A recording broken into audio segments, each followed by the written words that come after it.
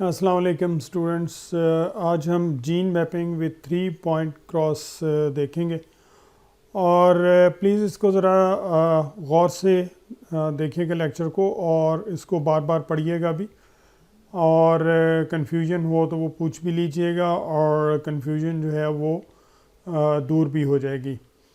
Otherwise ये चूँकि bit of mathematics is involve दो इट्स वेरी सिंपल, लेकिन ये कि हमें चूँकि आदत नहीं है चीज़ों के ऊपर ज़रा गौर करने की या उस सतह पे जाने की, तो थोड़ा सा शायद टफ़ लगे, लेकिन इसको आप ज़रा गौर से देखिएगा।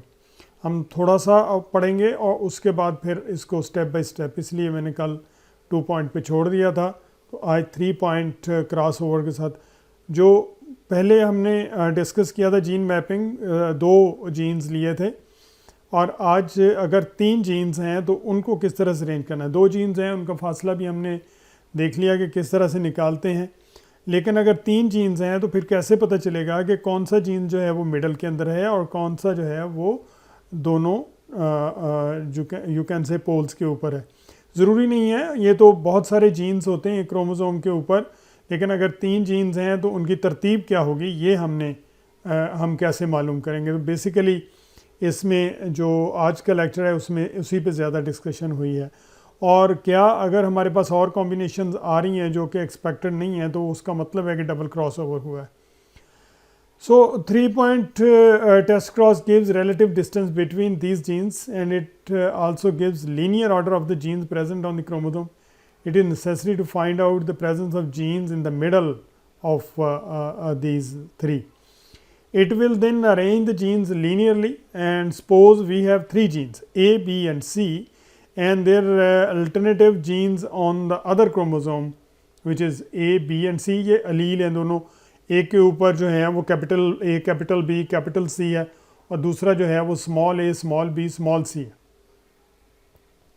The heterozygous of these alleles is capital A, capital B, capital C, और जो उसके सामने उसका होमोलोगस पेयर होगा उसमें स्मॉल a, स्मॉल b और स्मॉल c, ये हेट्रोजाइगस कंडीशन है। होमोजाइगस हेट्रोजाइगस का कॉन्सेप्ट आप बहुत अच्छी तरह समझते हैं।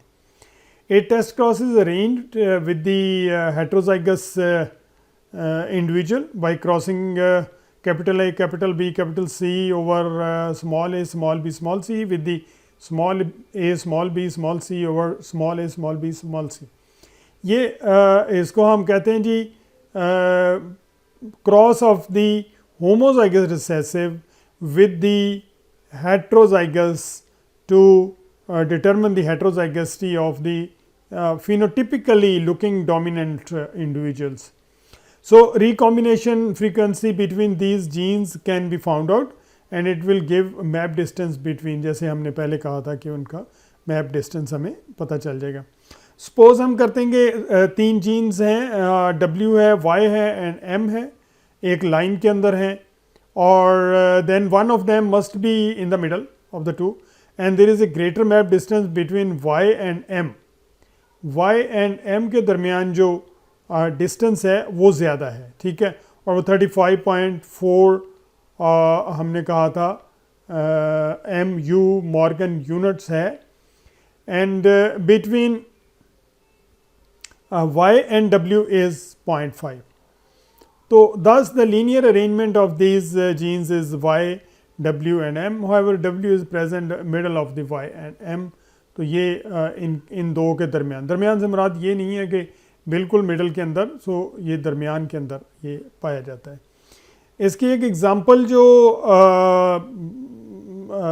दी गई है वो CB bridge and TM Albright, ये 2 साइंटिस्ट थे जिन्होंने परफॉर्म किया एक्सपेरिमेंट ड्रोसोफिला के ऊपर and they crossed wild type drosophila males to the female homozygous for the 3 recessive X link gene. तो ये सेक्स लिंक जीन है, बेसिकली इनका पैटर्न ज़रा डिफरेंट होता है। इसमें उसकी वजह ये है कि इसमें जो फीमेल है उसमें तो 2 एक्स क्रोमोसोम होते हैं और उनके ऊपर जो जीन है उसके दोनों कॉपीज़ होती हैं, ठीक है, दोनों कॉपीज़ होती हैं, दोनों अलील होते हैं, लेकिन जो मेल्स हैं उसमें सिर्फ 1 एक्स क्रोमोसोम होता है, तो इस वजह से उस पर सिर्फ 1 कॉपी होती है। These mutants were skewed bristles, उनके ब्रिसल्स हैं, ब्रिसल्स जो सामने हेयर की तरह से उभार होते हैं माउथ पार्ट के ऊपर, वो हार्ड है। एकाइनस आइज हैं, उनकी जो आंखें हैं वो उनके ऊपर जैसे खुरदरी हैं, कांटे होते हैं, कांटों की तरह से खुरदरी हैं, और क्रॉस वेनलेस विंग्स हैं जिनमें आपको वेन्स नज़र नहीं आती। They then intercross with the F1 progeny to produce F2 flies, or they classified and counted for F2 flies, and these F2 females in this intercross carries the 3 recessive mutations on their X chromosome. The wild type alleles of these mutations are on the other X chromosome, and furthermore F1 females carries the 3 recessive mutations on their single X chromosome.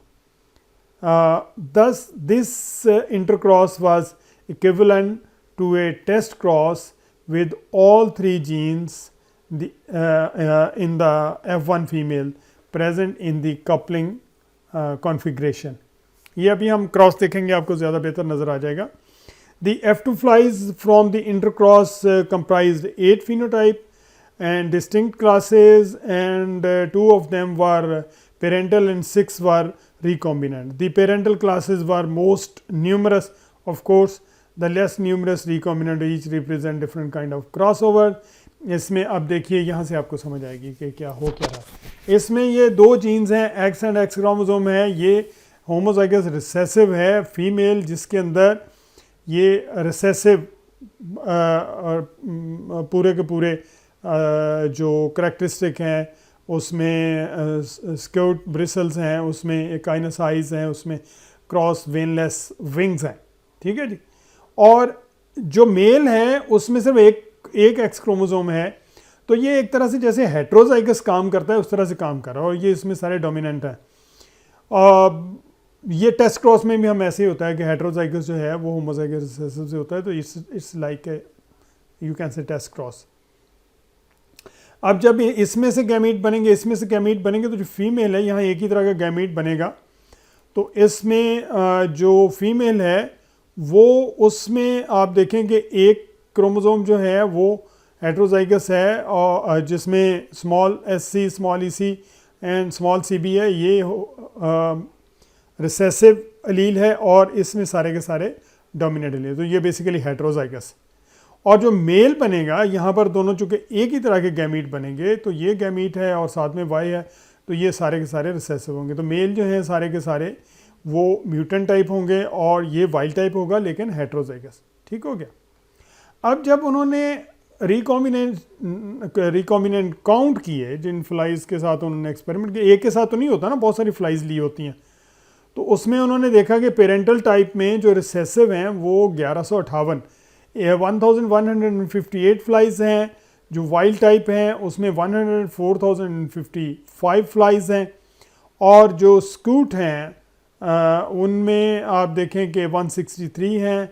Echinus cross वेनलेस 130 हैं, scoot echinus 192 हैं, and cross वेनलेस 148 है. Scoot cross when 1 है, echinus 1 है. ये normally single cross over से possibility नहीं है कि ये इस तरह की कोई कॉम्बिनेशन आ जाए.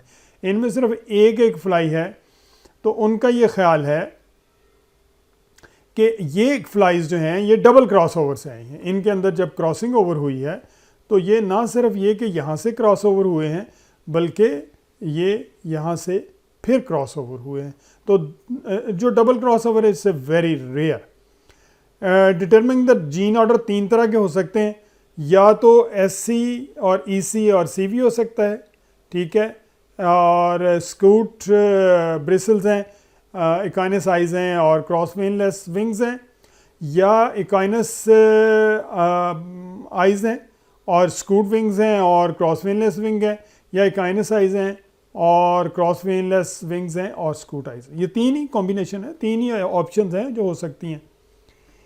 And here 4 of the 6 recombinant classes must have come from a single crossover, and this crossover occur in one of the 2 regions delimited by the genes. The other 2 must have come from the double crossover, and here one X gene occur in each of the 2 regions Double crossover switches the genes in the middle with respect to the genetic markers on either side of it. Therefore, we have way of determining the gene order. We also know that a double crossover should occur much less frequent than a single. So, there are only one and the one fly. So, हमारे पास in our data rare double crossover classes are 7. ये scoot you can say bristles हैं और echinocytes हैं cross वेनलेस है and 8th है ये इसमें dominant है normal you can say bristles हैं और स्कूट आइज़ हैं और नॉर्मल विंग्स हैं. Each of these contains single fly और ये दोनों एक एक फ्लाई है. ये क्रॉस ओवर ये क्रॉस है. We compare these to parental classes and it shows that the echinus allele has been switched within respect to scoot and cross veinless. ये जो echinus यहाँ भी मिडल में है, यहाँ भी मिडल में है और यहाँ भी मिडल में, ये मिडल के अंदर क्रॉस हुआ है, ठीक है. Therefore echinus gene must be located between the two. Therefore correct gene order is scoot, echinus, cross veinless. तो ये जो क्रॉसओवर हमारे पास आए हैं जो बहुत लेस आए हैं इनसे हमें पता चला है कि जीन ऑर्डर क्या है. अब thank you very much student, इसको देखिएगा बार बार पढ़िएगा तो चीज़ें जो हैं वो बहुत क्लियर हो जाएंगी. डायग्राम देखिएगा. तो कल हम calculating the distance between the genes ये इसको दोबारा से देखेंगे. पहले भी हमने डिस्टेंस निकालेंगे. जब 3 पॉइंट पे हम डिस्टेंस कैसे निकालते हैं तो ये हमारा जो है वो अगला मौजू होगा.